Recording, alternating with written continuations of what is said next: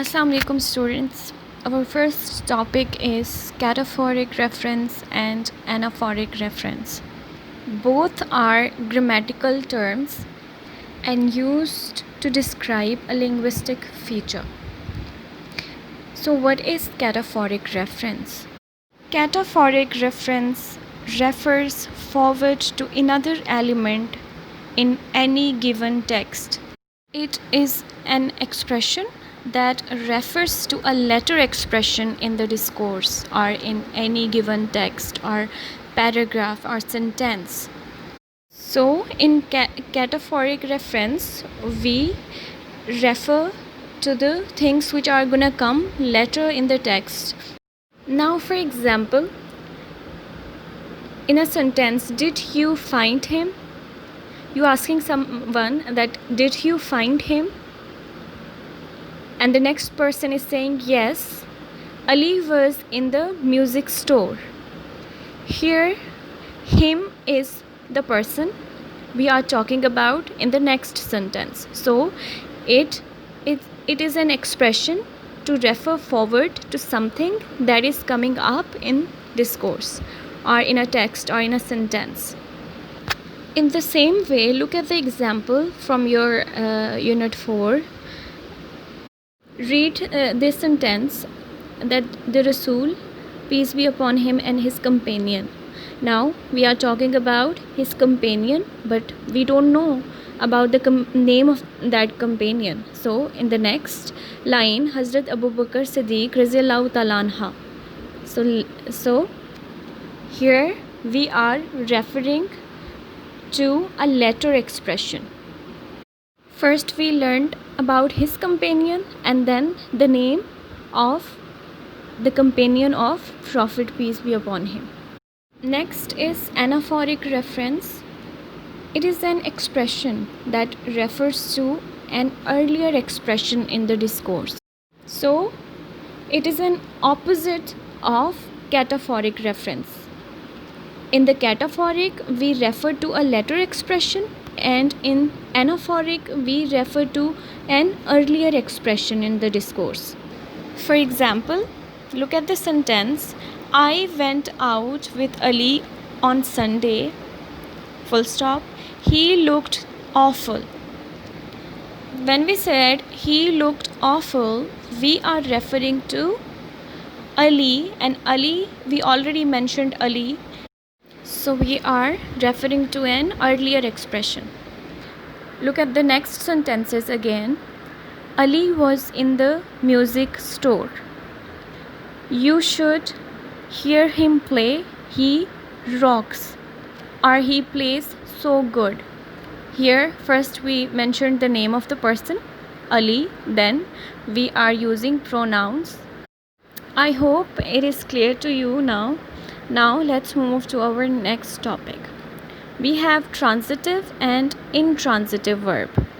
You already know transitive verbs are action verbs, and in transitive verb we have an object to receive the action, and in intransitive verb we don't have an object to receive the action. Look at the sentences of transitive verb. I bake some cookies. Here we have object which is receiving the action, or the action is being done on the object, cookies. I bake some cookies. In the same way, I ride the bicycle.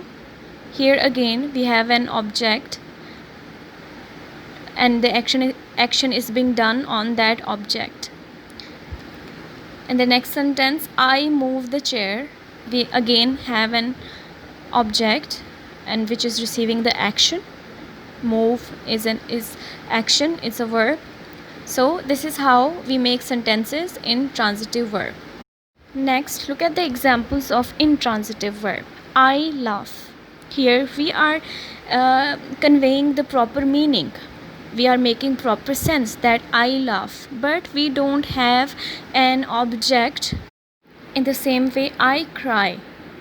we are conveying proper message, we are conveying proper meaning and sense, but still we don't have an object.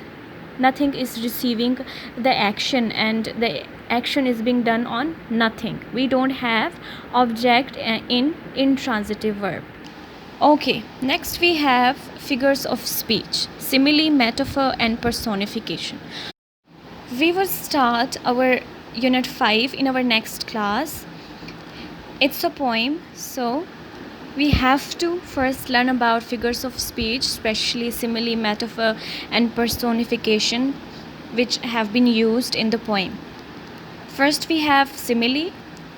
In simile we compare two unlike things using like and as. We use comparative terms in simile. In a sentence, life is like a box of chocolates. Here we are comparing life with a box of chocolates using comparative term like. This is how we make sentences using simile and comparative terms. In metaphor, we do the same thing. We compare two unlike things like simile, but in metaphor we don't use comparative terms like and as.